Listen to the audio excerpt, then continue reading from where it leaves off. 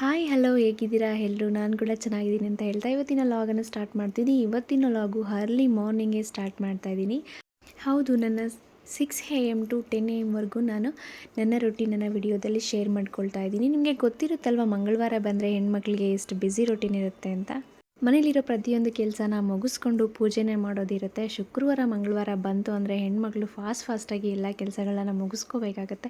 So ನಾನು ಕೂಡ ಬೆಳಗಿನ 6 ಗಂಟೆಗೆ ಎದ್ದು ಮನೆ ಮುಂದೆ ಎಲ್ಲ ತೊಳೆದು ರಂಗೋಲಿ ಹಾಕಿ ಎಲ್ಲ ಕೆಲಸನೂ ಮಾಡಿಕೊಂಡೆ. ಮಿಕ್ಕಿದ ಕೆಲಸ ಎಲ್ಲ ಹಸ್ಬೆಂಡ್ ಮಾಡಿದ್ರು. ಬೆಳಗ್ಗೆ ಎದ್ದರೆ ಮಕ್ಕಳಿರೋ ಮನೆಯಲ್ಲಿ ಮಕ್ಕಳನ್ನ ಕಳಿಸ್ಬಿಟ್ಟೆ ಏನೇ ಪೂಜೆ. ಎಷ್ಟೊತ್ತಿಗೆ ಎದ್ದರೂ ನಾವು ಮಕ್ಕಳನ್ನ ಟಿಫನ್ ರೆಡಿ ಮಾಡಿ ಅವ್ರಿಗೆ ಬಾಕ್ಸ್ ಹಾಕ್ಬಿಟ್ಟು ಕಳಿಸಿದ್ರೇ ಆಮೇಲೆ ಪೂಜೆ ಮಾಡೋಕ್ಕಾಗೋದು ಅಲ್ವಾ. ನಾನು ಎಲ್ಲನೂ ಕ್ಲೀನ್ ಮಾಡಿಕೊಂಡು ರಂಗೋಲಿ ಎಲ್ಲ ಬಿಟ್ಟು ಎಲ್ಲ ಮಾಡಿದ್ದೆ. ಸೊ ಈಗ ಟಿಫನ್ಗೆ ಬಂದೆ. ಟಿಫನ್ ಮಾಡಿ ಕಳಿಸ್ಕೊಟ್ಟು ಆಮೇಲೆ ಪೂಜೆ ಮಾಡೋಣ ಅಂತಂದ್ಬಿಟ್ಟು.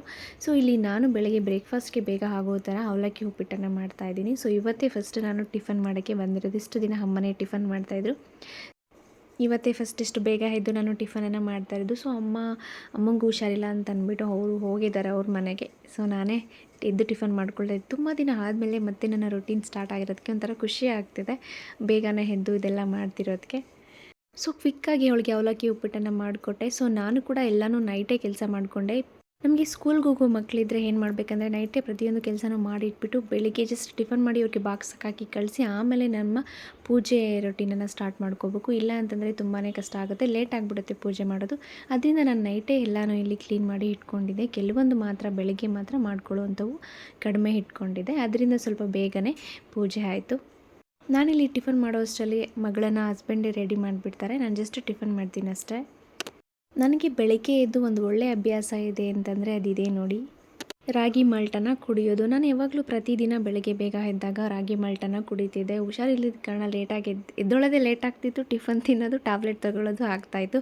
ಬಟ್ ಇವಾಗ ಹೆಂಗೂ ಎದ್ದಿದ್ದೀನಿ ಅಂತಂದ್ಬಿಟ್ಟು, ಇನ್ನೊಂದು ಮಂಗಳವಾರ ನಾವು ಟಿಫನ್ ಮಾಡ್ಕೊಂಡೆಲ್ಲ ಕುತ್ಕೊಳ್ಳೋಕ್ಕಾಗಲ್ಲ, ಅದಕ್ಕೆ ಹೊಟ್ಟೆ ಹಸಿಯುತ್ತೆ ಅಂದ್ಬಿಟ್ಟು ಲೈಟಾಗಿ ರಾಗಿ ಮಾಲ್ಟನ್ನು ಕುಡಿದು ನನ್ನ ಕೆಲಸಗಳನ್ನು ಸ್ಟಾರ್ಟ್ ಮಾಡಿದೆ. ನಾನಿಲ್ಲಿ ಬ್ರೇಕ್ಫಾಸ್ಟ್ ರೆಡಿ ಮಾಡೋ ಅಷ್ಟೊತ್ತಿಗೆ ಅಲ್ಲಿ ಸ್ನಾನ ಕೂಡ ಮುಗಿಸಿ ರೆಡಿ ಮಾಡ್ತಾಯಿದ್ರು ಹಸ್ಬೆಂಡು. ಸೊ ನಾನು ಬೆಳಿಗ್ಗೆ ಇದು ಟಿಫನ್ ಮಾಡ್ತೀನಿ ಅಷ್ಟೇ, ಯಾವಾಗಲೂ ಮಾರ್ನಿಂಗ್ ಅಷ್ಟೇ ಹಸ್ಬೆಂಡೇ ರೆಡಿ ಮಾಡ್ತಾರೆ. ಸೊ ಅದರಿಂದ ನನಗೆ ಸ್ವಲ್ಪ ಅಷ್ಟು ಬೇಗ ಎದ್ದೊಳ್ಬೇಕು, ಅಷ್ಟು ಜಾಸ್ತಿ ಕೆಲಸಗಳು ಇರುತ್ತೆ ಅಂತ ಅನಿಸೋದೇ ಇಲ್ಲ. ಅವರೇ ರೆಡಿ ಮಾಡ್ತಾರೆ, ಅವರೇ ಕರ್ಕೊಂಡು ಹೋಗ್ತಾರೆ. ಜಸ್ಟ್ ಬೆಳಿಗ್ಗೆ ಎದ್ದರೆ ಟಿಫನ್ ಮಾಡೋ ಕೆಲಸ ಇರುತ್ತೆ ಅಷ್ಟೇ ಕಿಚನಲ್ಲಿ. ನೈಟೇ ಕೆಲಸಗಳೆಲ್ಲ ಮುಗಿಸ್ಕೊಬಿಟ್ಟಿರ್ತೀನಿ ಕಿಚನ್ ಕೆಲಸ ಎಲ್ಲ. ಅದರಿಂದ ಬೇಗ ಟೈಮ್ ಸೇವ್ ಆಗುತ್ತೆ, ಪೂಜೆ ಕೂಡ ನಮ್ಮ ಮನೇಲಿ ಬೇಗ ಆಗುತ್ತೆ.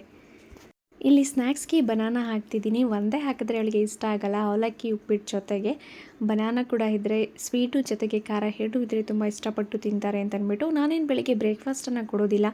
ಬಿಕಾಸ್ ಏನಕ್ಕೆ ಅಂದರೆ 9 ಗಂಟೆಗೆ ಇಲ್ಲಿಗೆ ಹೋಗ್ತಾರೆ. 10 ಗಂಟೆ 10:30ಗೆಲ್ಲ ಬ್ರೇಕ್ಫಾಸ್ಟನ್ನ ಕೊಡ್ತಾರೆ. ನಾವು ಮತ್ತೆ ಮನೇಲಿ ತಿನ್ನಿಸಿ ಅಲ್ಲಿ ಅವರು ಕೊಟ್ಟರೆ ಖಂಡಿತ ತಿನ್ನಲ್ಲ. ಅದರಿಂದ ನಾನೇನು ಮಾಡ್ತೀನಿ ಅಂತಂದರೆ ಬ್ರೇಕ್ಫಾಸ್ಟನ್ನು ಇಲ್ಲೇನು ತಿನ್ನಿಸೋದಿಲ್ಲ. ಇಲ್ಲಿ ಲೈಟಾಗಿ ಏನಾದರೂ ಹಾಲು, ರಾಗಿ ಮಾಲ್ಟು, ಹಾಲಿಗಿಂತ ಹೆಚ್ಚಾಗಿ ರಾಗಿ ಮಾಲ್ಟನ್ನು ಇಷ್ಟಪಡ್ತಾರೆ. ರಾಗಿ ಮಾಲ್ಟನ್ನು ಹಾಕಿ ಕುಡಿಸ್ತೀನಿ. ರಾಗಿ ಮಾಲ್ಟನ್ನು ಕುಡಿದ್ಬಿಟ್ಟು ಹೋಗ್ತಾಳೆ. ಲೈಟಾಗಿರುತ್ತಲ್ಲ, ಅಲ್ಲಿ ಹೋಗಿ ಟಿಫನ್ ಮಾಡ್ಕೊಂಡು ಬರ್ತಾರೆ. ನಾವು ಇಲ್ಲೇ ತಿನ್ನಿಸ್ಬಿಟ್ಟಿದ್ದೀವಿ ಅಂತಂದರೆ ಬ್ರೇಕ್ಫಾಸ್ಟ್ನ ಅಲ್ಲೇನೂ ತಿನ್ನಲ್ಲ ಬ್ರೇಕ್ಫಾಸ್ಟು. ಸೊ ಸ್ಕೂಲಿಂದ ಬಂದಾದಮೇಲೆ ಮತ್ತೆ ನಾನು ಮಧ್ಯಾಹ್ನ ಊಟನ ತಿನ್ನಿಸ್ತೀನಿ ಅವಳಿಗೆ. ಅಮ್ಮ ಇದ್ದಾಗ ಅಮ್ಮನೇ ಬೆಳಗ್ಗೆ ಎದ್ದೇಳೋ ಅಷ್ಟೊತ್ತಿಗೆ ನಾನು ಬ್ರೇಕ್ಫಾಸ್ಟ್ ಎಲ್ಲ ರೆಡಿ ಮಾಡಿ ಎಲ್ಲ ಕೆಲಸನೂ ಮುಗಿಸಿ ಕೆಲಸಕ್ಕೆ ಹೋಗಿರ್ತಾಯಿದ್ರು. ಬೆಳಗ್ಗೆ ಎದ್ದಾಗಿದ್ದ ತಕ್ಷಣ ಬ್ರೇಕ್ಫಾಸ್ಟ್ನ ಮಾಡಿ ಟ್ಯಾಬ್ಲೆಟ್ ತೊಗೊಳ್ಳೋದು ಇಷ್ಟೇ ಇತ್ತು ಕೆಲಸ. ಬಟ್ ಆದರೆ ಈಗ ನಾನೇ ಬ್ರೇಕ್ಫಾಸ್ಟ್ ಪ್ರಿಪೇರ್ ಮಾಡಬೇಕು. ಅವಳಿಗೆ ಲಂಚ್ ಬಾಕ್ಸ್ ಎಲ್ಲ ಪ್ಯಾಕ್ ಮಾಡಿದ್ದಾಯಿತು. ಹಸ್ಬೆಂಡ್ ಹೇಳಿದ್ರು, ನೀನೇನು ಎದ್ದೇಳಬೇಡ, ರೆಸ್ಟ್ ತಗೋ, ನಾನು ಹೋಟೆಲಲ್ಲಿ ಇಡ್ಲಿ ತೊಗೊಂಡು ಹಾಕ್ಬಿಟ್ಟು ಕಳಿಸ್ತೀನಿ ಅವಳಿಗೆ ಅಂತಂದ್ಬಿಟ್ಟು. ಇವಾಗಲೂ ಹೋಟೆಲಲ್ಲಿ ತಿನ್ನೋದು ಚೆನ್ನಾಗಿರಲ್ಲ, ನನಗೆ ಇಷ್ಟ ಆಗಲ್ಲ ಅಂತಂದ್ಬಿಟ್ಟು ಎದ್ದು ಬ್ರೇಕ್ಫಾಸ್ಟ್ ಮಾಡಿಸ್ಬಿಟ್ಟು ಲಂಚ್ ಪ್ಯಾಕ್ ಹಾಕ್ಬಿಟ್ಟು ನಾನು ತಿಂದ್ಬಿಟ್ಟು ಬೇಗ ಟ್ಯಾಬ್ಲೆಟ್ ತೊಗೊಂಡು ಮಲ್ಕೊಂಡ್ರೆ ಆಯಿತು ಅಂತಂದ್ಬಿಟ್ಟು ಬೇಗನೆ ಎದ್ದು ಎಲ್ಲ ಕೆಲಸನೂ ಮಾಡಿದೆ. ಎಲ್ಲ ಕೆಲಸ ಅಂದರೆ ಯಾವ ಕೆಲಸನೂ ಮಾಡಿಲ್ಲ, ಬ್ರೇಕ್ಫಾಸ್ಟ್ ಮಾಡಿದೆ ಅಷ್ಟೇ. ರಾಗಿ ಮಾಲ್ಟನ್ನು ಅಲ್ಲಿ ಹಸ್ಬೆಂಡಿಗೆ ಕುಡಿಸ್ತಾ ಇದ್ದಾರೆ. ಸೊ ತುಂಬ ಲಕ್ಕಿ ಅಂತಲೇ ಹೇಳ್ಬೋದು ಹಸ್ಬೆಂಡ್ ಇರೋದು. ನನಗೆ ಯಾಕೆ ಇನ್ನೂ ಬ್ರೇಕ್ಫಾಸ್ಟ್ ಕೊಟ್ಟಿಲ್ಲ, ಯಾಕೆ ಇನ್ನೂ ಈ ಕೆಲಸ ಮಾಡಿಲ್ಲ ಮನೆಯಲ್ಲಿ, ಯಾಕೆ ಹಿಂಗಿದೆಯಾ, ಯಾಕೆ ಹಿಂಗೆ ಮಲಗಿದೆಯಾ ಅಂತ ಒಂದೇ ದಿನವೂ ಕೇಳಿಲ್ಲ. ನನಗಾಗಿಲ್ಲ ಅಂದರೆ ಬಿಡು, ರೆಸ್ಟ್ ತಗೋ, ಆರಾಮಾಗಿರು ಅಂತ ಹೇಳ್ತಾರೆ. ಒಂದು ದಿನ ಕೂಡ ನನಗೆ ಹೊಟ್ಟೆ ಹಸಿತಿದೆ, ಇನ್ನೂ ಮಾಡಿಲ್ವಲ್ಲ ಅಂತ ಒಂದು ದಿನ ಕೂಡ ಅವರು ನನಗೆ ರೇಗಿಲ್ಲ. ಯಾವಾಗಾದರೂ ಹೆಲ್ತ್ ಕಂಡೀಷನ್ ಸೀರಿಯಸ್ ಇದ್ದಾಗಲೂ ಅಷ್ಟೇ ತುಂಬ ಹೆಲ್ಪ್ ಮಾಡ್ತಾರೆ, ರೆಸ್ಟ್ ಮಾಡೋಕ್ಕೆ ಬಿಡ್ತಾರೆ. ಅದು ನೈಟ್ ಕೂಡ ಬಂದು ಅವರೇ ಕೆಲವೊಂದು ಕೆಲಸಗಳನ್ನು ನನಗೆ ಹೆಲ್ಪ್ ಮಾಡಿದ್ರು. ನಾನು ಜಸ್ಟ್ ಅಡುಗೆ ಮಾಡಿದೆ ಅಷ್ಟೇ. ನೈಟ್ ಎಲ್ಲ ಕೆಲಸಗಳನ್ನು ಅವರೇ ಮಾಡಿಕೊಟ್ರು. ಮತ್ತು ಬೆಳಗ್ಗೆ ಎದ್ದು ನಾನು ಜಸ್ಟ್ ಟಿಫನ್ ಮಾಡಿದೆ ಅಷ್ಟೇ. ಕೆಲವೊಂದು ಪಾತ್ರೆಗಳನ್ನು ವಾಶ್ ಮಾಡಿದೆ, ಅದಾದಮೇಲೆ ಮನೆ ಒರೆಸಿದ್ದು ಎಲ್ಲನೂ ಅವರೇ. ಸೊ ಇದೆಲ್ಲ ವಿಡಿಯೋದಲ್ಲಿ ಹೇಳ್ಕೊಬೇಕಂತ ಕೆಲವರು ಹೇಳ್ತಾಳೆ. ಹೇಳ್ಕೊಂಡ್ರೆ ತಪ್ಪೇನಿದೆ ಅಲ್ವಾ? ಗಂಡ ಅಂದಮೇಲೆ ಕಷ್ಟದಲ್ಲೂ ಕೂಡ ತುಂಬ ಜೊತೆಯಲ್ಲಿದ್ದು ಸಪೋರ್ಟ್ ಮಾಡಬೇಕು. ಅದನ್ನೇ ಗಂಡ ಅಂತ ಅನ್ನೋದು. ಕೆಲಸ ಮಾಡಿಕೊಟ್ರೆ ತಪ್ಪೇನಿಲ್ಲ. ಹೆಂಡ್ತಿಗೆ ಹುಷಾರಿಲ್ಲ ಅಂದರೆ ಗಂಡ ನೋಡಿಕೊಂಡ್ರೆ ತಪ್ಪೇನೇ ಇಲ್ಲ. ಸೊ ಸ್ಕೂಲ್ಗೆ ಹೋಟ್ಲಲ್ಲಿ ಟಾಟಾ ಬಾಯ್ ಬಾಯ್ ಅಂತ ಹೇಳಿಬಿಟ್ಟು, ಸೊ 9 ಗಂಟೆಗೆ ಹೋಗ್ತಾಳೆ ಸ್ಕೂಲ್ಗೆ. 12:30 ತನಕ ಟೆನ್ಷನ್ ಇರೋದಿಲ್ಲ. ಅಂದರೆ 3 ಅವರ್ಸು ಯಾವುದೇ ಥರದ ಪೂಜೆ ಮಾಡೋಕ್ಕೆ, ಕೆಲಸ ಮಾಡ್ಕೊಳ್ಳೋದಕ್ಕೆ ಫ್ರೀ ಆಗುತ್ತೆ. ಸೊ ಅದಾದಮೇಲೆ ನಾನು ಕೂಡ ರಾಗಿ ಮಾಲ್ಟನ್ನು ತೊಗೊಂಡೆ. ತುಂಬಾ ಒಳ್ಳೆಯದು ರಾಗಿ ಮಾಲ್ಟ್ ಕುಡಿಯೋದು, ಅದರಲ್ಲೂ ಖಾಲಿ ಹೊಟ್ಟೆಯಲ್ಲಿ ಕುಡಿಯೋದು ತುಂಬಾ ರಿಚ್ ಪ್ರೋಟೀನ್ ಇರುತ್ತೆ. ನಾನು ಯಾವಾಗಲೂ ಪ್ರತಿಯೊಂದು ವಿಡಿಯೋದಲ್ಲೂ ಹೇಳ್ತಾ ಇರ್ತೀನಿ. ಅದರಿಂದ ತುಂಬ ಸ್ಕಿಪ್ ಮಾಡೋಕ್ಕೆ ಹೋಗಲ್ಲ. ಪ್ರತಿ ಮಾರ್ನಿಂಗ್ ನಾನು ಇದನ್ನು ತೊಗೊಳ್ತೀನಿ ರಾಗಿ ಮಾಲ್ಟನ್ನು. ಸೊ ರಾಗಿ ಮಾಲ್ಟನ್ನು ಕುಡಿದ್ಮೇಲೆ ನನಗೆ ಸ್ವಲ್ಪ ಶಕ್ತಿ ಬರುತ್ತೆ, ಸ್ವಲ್ಪ ಎನರ್ಜಿ ಇದೆ ಅನಿಸುತ್ತೆ. ಆವಾಗ ಕೆಲಸಗಳನ್ನ ಸ್ಟಾರ್ಟ್ ಮಾಡ್ತೀನಿ. ಸೊ ಇಲ್ಲಿ ರಂಗೋಲಿನ ಹಾಕಿ, ಆಚೆ ಕಡೆ ಎಲ್ಲ ನೀರು ಹಾಕಿ, ಹೂವು ಹಾಕಿ, ತುಳಸಿ ಗಿಡಕ್ಕೆ ಎಲ್ಲ, ಮತ್ತು ಗ್ಯಾಸನ್ನು ಸ್ವಲ್ಪ ಒರೆಸ್ಕೊಂಡು ವೈಪ್ ಮಾಡ್ಕೊಂಡಿದ್ದೆ. ಜಸ್ಟ್ ನೈಟೆಲ್ಲ ಕ್ಲೀನ್ ಮಾಡಿ ಇಟ್ಟಿದ್ದೆ, ಬಟ್ ಆದರೆ ವೈಪ್ ಮಾಡಿಕೊಂಡೆ ಅಷ್ಟೇ. ಮತ್ತೆ ಮಾಮೂಲಿ ಟಿಫನ್ ಮಾಡಿದಾಗ ಮತ್ತೆ ಅದೇ ಥರ ಆಗಿರುತ್ತಲ್ಲ, ಅದರಿಂದ ನೈಟ್ ಎಷ್ಟೇ ಕ್ಲೀನ್ ಮಾಡಿದರೂ ಕೂಡ ಮಾರ್ನಿಂಗು ಕೂಡ ಟಿಫನ್ ಮಾಡ್ತೀವಲ್ಲ, ಅದರಿಂದ ಅದೇ ಥರ ಆಗಿರುತ್ತೆ. ಅದನ್ನೆಲ್ಲ ಕ್ಲೀನ್ ಮಾಡಿಕೊಂಡು ಅದಕ್ಕೆ ಅರಿಶಿನ ಕುಂಕುಮ ಎಲ್ಲ ಇಟ್ಟು ರೆಡಿ ಮಾಡ್ಕೊಳ್ತಿದ್ದೀನಿ. ನಾನಿಲ್ಲಿ ಪೂಜೆ ಮಾಡ್ತಾಯಿಲ್ಲ, ಜಸ್ಟ್ ನಾನೆಲ್ಲ ರೆಡಿ ಮಾಡ್ಕೊಡ್ತಾ ಇದ್ದೀನಿ. ಹಸ್ಬೆಂಡೇ ಪೂಜೆ ಮಾಡೋದು. ಮುಂಚೆ ನನ್ನ ರೊಟೀನ್ ಇದೇ ಥರನೇ ಇರ್ತಿತ್ತು, ಬಟ್ ಹೀಗೆ ಸ್ವಲ್ಪ ಶೆಡ್ಯೂಲ್ ಚೇಂಜ್ ಆಗಿದೆ. ನಾನು ಎಲ್ಲ ನೈಟೇ ಕ್ಲೀನ್ ಮಾಡಿ ಇಟ್ಕೊತಿದ್ದೆ. ನನಗೇನು ಶಿಂಕಲ್ಲಿ ಪಾತ್ರೆಗಳಾಗಲಿ ಏನೂ ಇಷ್ಟ ಆಗ್ತಿರ್ಲಿಲ್ಲ. ಅಮ್ಮನ ಬೆಳಗ್ಗೆ ಎದ್ದು ನನಗೆ ಅಡುಗೆ ಮನೆಗೆ ಬಂದರೆ ಪ್ರಶಾಂತವಾಗಿ ಕೂಲಾಗಿರಬೇಕು ಅಡುಗೆ ಮಾಡೋದಕ್ಕೆ, ಬ್ರೇಕ್ಫಾಸ್ಟ್ ಮಾಡೋದಕ್ಕೆಲ್ಲ. ಅಂದರೆ ನನಗೆ ಅಡುಗೆ ಮನೆ ಚೆಲ್ಲಾಪಿಲ್ಲಿ ಥರ ಇದ್ದರೆ ಇಷ್ಟನೇ ಆಗಲ್ಲ. ಸೊ ನಾನು ನೈಟೆಲ್ಲ ಕ್ಲೀನ್ ಮಾಡ್ಕೊಂಡ್ಬಿಡ್ತಿದ್ದೆ, ಸ್ವಲ್ಪನೂ ಬಿಡ್ತಾ ಇರಲಿಲ್ಲ. ಕಿಚನ್ಗೆ ಸಮೇತ ಗ್ಯಾಸು ಎಲ್ಲನೂ ಕ್ಲೀನ್ ಮಾಡ್ಕೊತಿದ್ದೆ, ಕೌಂಟರ್ ಟಾಪು ಎಲ್ಲನೂ ಕೂಡ. ಸೊ ಆ ಥರ ನೈಟೇ ಕ್ಲೀನ್ ಮಾಡ್ಕೊಳ್ಳೋದ್ರಿಂದ ಬೆಳಗ್ಗೆ ಬೇಗ ಎದ್ದೊಳ್ಬೇಕು, ಏನು ಮಾಡಬೇಕು, ಯಾವಾಗ ಪೂಜೆ ಮಾಡಬೇಕು ಅನ್ನೋ ಟೆನ್ಷನ್ ಸ್ವಲ್ಪ ಕಡಿಮೆ ಆಗುತ್ತೆ. ಆವಾಗಲೇ ಮಾಡ್ಕೊಳ್ಳೋದ್ರಿಂದ ಕೆಲಸ ಕೂಡ ನಮಗೆ ಕಡಿಮೆ ಆಗುತ್ತೆ, ಮನೆಯಲ್ಲಿ ಬೇಗ ಕೂಡ ಪೂಜೆ ಆಗುತ್ತೆ. ಸೊ ಇವತ್ತಿನ ನಾನು ಪ್ರಸಾದಕ್ಕೆ ಇಲ್ಲಿ ಬನಾನಾ, ಪೊಮೊಗ್ರೆನೇಟು, ಆ್ಯಪಲ್ಲು ಮತ್ತು ಬೆಲ್ಲ, ಅವಲಕ್ಕಿನ ಬಳಸ್ಕೊಂಡು ಪ್ರಸಾದನ ಮಾಡ್ತಾಯಿದ್ದೀನಿ. ತುಂಬ ಟೇಸ್ಟಿಯಾಗಿರುತ್ತೆ. ಡ್ರೈ ಫ್ರೂಟ್ಸು ಮಿಕ್ಸ್ ಮಾಡ್ತಾಯಿದ್ದೀನಿ. ಅಂದರೆ ಹಂಗೆ ಕೊಟ್ಟರೆ ತಿನ್ನೋದಿಲ್ಲ, ಬಟ್ ಈ ಥರ ಸ್ವೀಟ್ ಥರ ಮಾಡಿಬಿಟ್ಟು ಕೊಟ್ಟರೆ ತುಂಬ ಇಷ್ಟಪಟ್ಟು ತಿಂತಾರೆ. ದೇವ್ರಿಗೂ ನೈವೇದ್ಯ ಥರ ಇರುತ್ತೆ ಅಂತ ಅಂದ್ಬಿಟ್ಟು ರೆಡಿ ಮಾಡ್ತಾಯಿದ್ದೀನಿ. ಇಲ್ಲಿ ಒಂದು ರಿಕ್ವೆಸ್ಟು, ವಿಡಿಯೋನ ಯಾರು ಸ್ಕಿಪ್ ಮಾಡಿದೆ ನೋಡಿ. ಯಾರೆಲ್ಲ ನನ್ನ ವಿಡಿಯೋನ ಇನ್ನೂ ಸಬ್ಸ್ಕ್ರೈಬ್ ಮಾಡ್ಕೊಳ್ದೆ ನೋಡ್ತಾ ಇದ್ದೀರೋ ದಯವಿಟ್ಟು ಸಬ್ಸ್ಕ್ರೈಬ್ ಮಾಡ್ಕೊಂಡು ನೋಡಿ. ವಿಡಿಯೋ ಅಷ್ಟ ಆದರೆ ಲೈಕ್ ಕೊಡೋದನ್ನು ಮರಿಬೇಡಿ, ಓಕೆನಾ? ಮೊದಲಿಂದನೂ ಅಷ್ಟೇ ಹಸ್ಬೆಂಡ್ ಬೆಳಗ್ಗೆ ಪೂಜೆ ಮಾಡಿಬಿಟ್ಟು ಹೋಗ್ತಾರೆ, ಅವರಿಗೆಲ್ಲ ಹೆಲ್ಪ್ ಮಾಡಿಕೊಡ್ತೀನಿ. ಮತ್ತು ನಾನು ಸಂಜೆಯನ್ನು ಪೂಜೆ ಮಾಡ್ಕೊಳ್ತೀನಿ. ಅಮ್ಮ ಇದ್ದಿದ್ರೆ ಅಮ್ಮ 90% ಕೆಲಸ ಅವರೇ ಮಾಡಿಕೊಡ್ತಿದ್ರು. ಸೊ ಅಮ್ಮಂಗೂ ಹುಷಾರಿಲ್ಲ, ಅದರಿಂದ ಅವ್ರ ಮನೆಗೆ ಹೋಗಿದ್ದಾರೆ. ಅವ್ರ ಮನೇಲಿ ಷಷ್ಠಿ ಪೂಜೆ ಮಾಡಬೇಕಿತ್ತು, ಅದರಿಂದ ಅಲ್ಲಿ ಹೋಗಿದ್ದಾರೆ. ಬಿಡು, ಇನ್ನು ಅಮ್ಮನೇ ಯಾವಾಗಲೂ ಇತ್ತು. ಎನಿ ಟೈಮ್ ಅಮ್ಮನ ಇದ್ದು ಮಾಡ್ಕೊಡೋಕ್ಕಾಗಲ್ವಲ್ಲ, ನಾವು ಮಾಡ್ಕೊಬೇಕಲ್ವ. ಎಷ್ಟು ದಿನ ಅಂತ ಅವ್ರು ನಮಗೆ ಹೆಲ್ಪ್ ಮಾಡ್ತಾರೆ ಹೇಳಿ ಅಲ್ವಾ? ಅದರಿಂದ ನನ್ನ ಕೆಲಸಗಳನ್ನ ನಾನೇ ಮಾಡ್ಕೊಳ್ಬೇಕಲ್ಲ. ಇವಾಗಲಾದರೂ ಮುಂದೆ ಆದರೂ ನನ್ನ ಕೆಲಸ ನಾನು ಮಾಡ್ಕೊಳ್ಳೇಬೇಕು ಅಲ್ವಾ? ಅದರಿಂದ ಮಾಡ್ಕೊಳ್ಳೋಣ ಅಂತ ಮಾಡ್ಕೊಳ್ತಾ ಇದ್ದೀನಿ. ಬೇಗನೆ ಎಚ್ಚರಿಕೆ ಆಗಿಬಿಡ್ತು, ಆಮೇಲೆ ನಿದ್ದೆನೇ ಬರಲಿಲ್ಲ. ಅದರಿಂದ ಬೇಗ ಇದ್ದು ಅಟ್ಲೀಸ್ಟ್ ಬ್ರೇಕ್ಫಾಸ್ಟ್ ಆದರೂ ಮಾಡಿಕೊಂಡು ಬಾಕ್ಸ್ಗಾದರೂ ಹಾಕ್ಕೊಳ್ಳೋಣ ಅಂತಂದ್ಬಿಟ್ಟು. ಅವಳಿಗೆ ಡೈಲಿ ಒಂದೊಂಥರ ಟಿಫನ್, ಅವಳಿಗೆ ಇಷ್ಟ ಆಗೋ ರೆಸಿಪೀಸ್ನ ಮಾಡಿಕೊಟ್ರೆ ಚೆನ್ನಾಗಿ ಲಂಚ್ ಬಾಕ್ಸ್ಗೆ ತಿಂತಾಳೆ. ಇಲ್ಲ ಅಂತಂದರೆ ಅರ್ಧ ತಿಂತಾಳೆ, ಅರ್ಧ ವಾಪಸ್ ತೊಗೊಂಡು ಬರ್ತಾಳೆ. ಟೈಮ್ ಇದ್ದರೆ ನನಗೆ ಅವಲಕ್ಕಿ, ಬೆಲ್ಲ ಮತ್ತು ಡ್ರೈ ಫ್ರೂಟ್ಸನ್ನ ಆ್ಯಡ್ ಮಾಡಿಕೊಂಡು ಈ ಥರ ನಾನು ಪ್ರಸಾದಕ್ಕೆ ರೆಡಿ ಮಾಡ್ಕೊಳ್ತೀನಿ. ಟೈಮ್ ಇಲ್ಲ ಅಂತಂದರೆ ಸಜ್ಜಿಗೆ ಬೇಗ ಆಗುತ್ತಲ್ಲ, ಸಜ್ಜಿಗೆನ ಮಾಡ್ಕೊಳ್ತೀನಿ ನಾನು. ನನಗೆ ತುಂಬ ಇಷ್ಟ ಆಗುತ್ತೆ 2 ಪ್ರಸಾದ ಕೂಡ.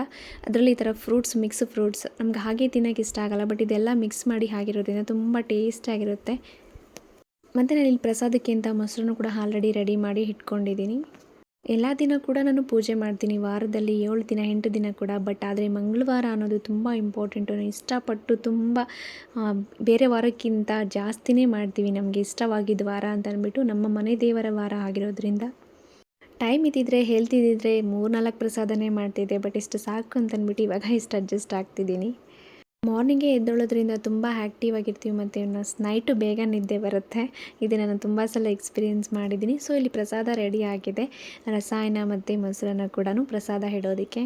ನಾನು ಜಸ್ಟ್ ಹೆಲ್ಪ್ ಮಾಡಿದೆ, ಅವರೇ ಹಸ್ಬೆಂಡೇ ಪ್ರಸಾದನ ಮಾಡಿ ರೆಡಿ ಮಾಡಿ ಇಟ್ಕೊಂಡಿದ್ರು.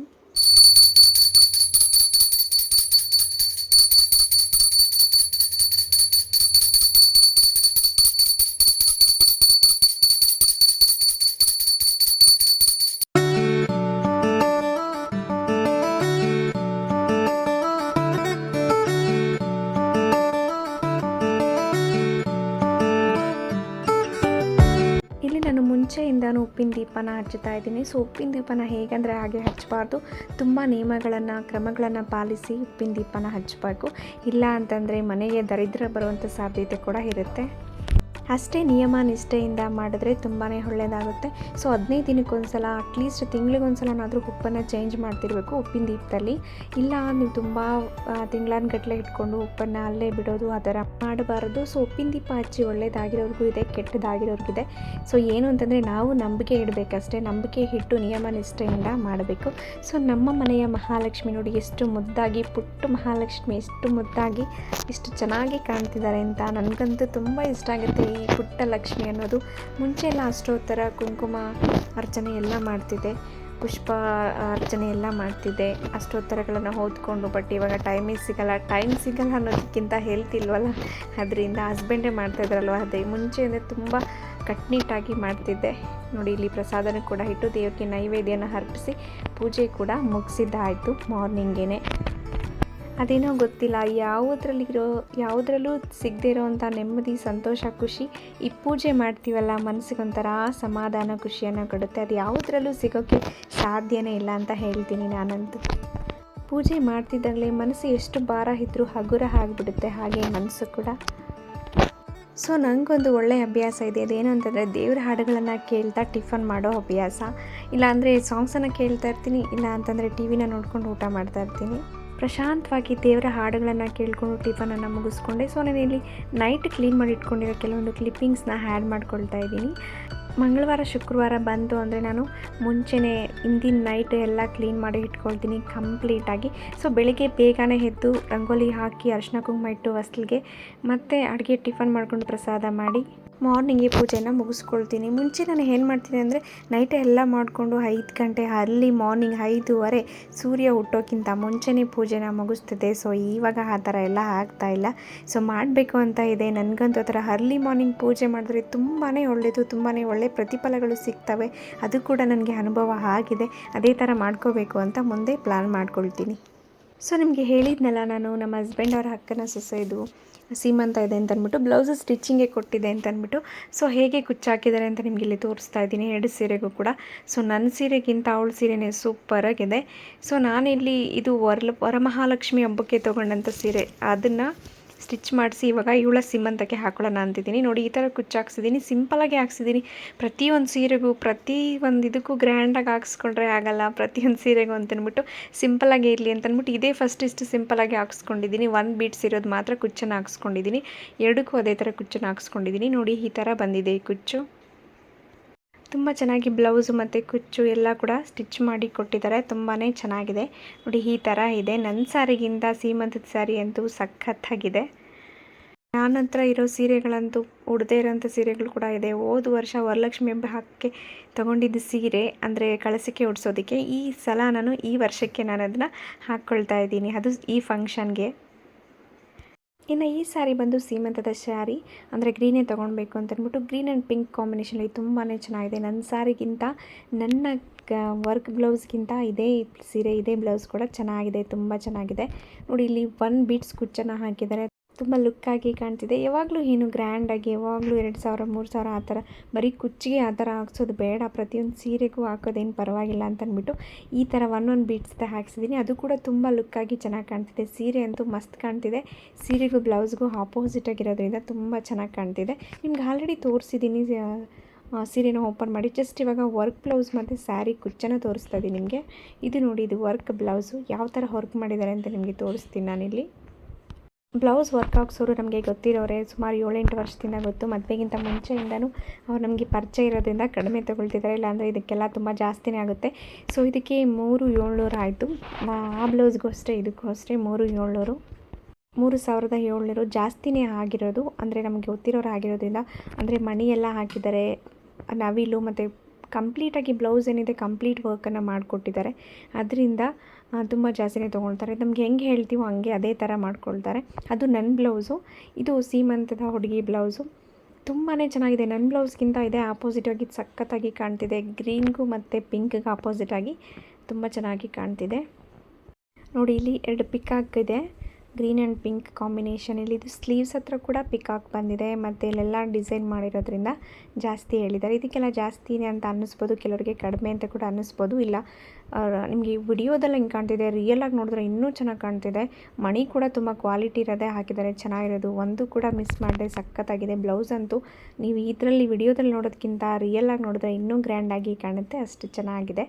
ವರ್ತ್ ಫಾರ್ ಮನಿ ಅಂತಲೇ ಹೇಳ್ಬೋದು. ಬೇರೆ ಕಡೆ ಎಲ್ಲ ಇನ್ನೂ ಜಾಸ್ತಿನೇ ತೊಗೊಳ್ತಾರೆ, ನಾನು ಗೊತ್ತಿರೋ ಮಟ್ಟಿಗೆ ಬೇರೆ ಕಡೆ ಇನ್ನೂ ಜಾಸ್ತಿನೇ ತೊಗೊಳ್ತಾರೆ, ಅವರೇ ಪರವಾಗಿಲ್ಲ.